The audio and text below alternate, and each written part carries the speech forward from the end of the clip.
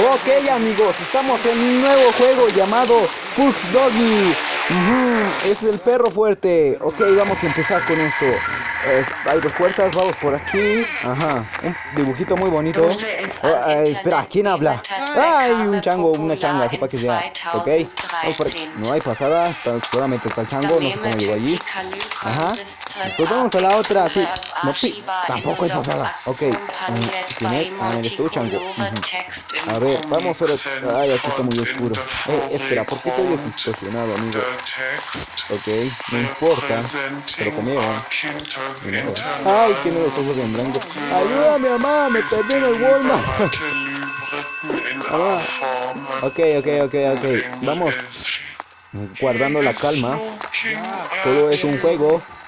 No, en la noche no va a venir la bruja que va a chupar las patas. No, claro que no. Ok, vamos a hacerle caso a la flechita. ¡Ah, un arma! Ok, las cosas cambian con un arma.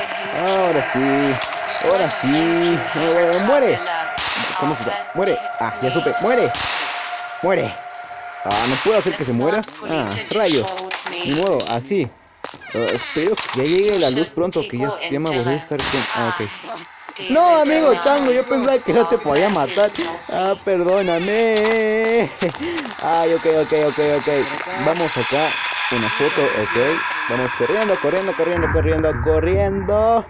Ok, se escuchó algo. Vamos. Ahora sí. La foto del perro fuerte, ok. Ay, sí. ¿Cómo es que llegaste allí, amigo? Ok. Se va a echar un sueñito mientras yo investigo cómo salir del Walmart. Es que me olvidó pegar unos frijoles y después aquí me dejó el señor perro. Así que vamos.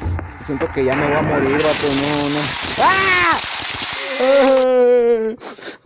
Ay, adiós.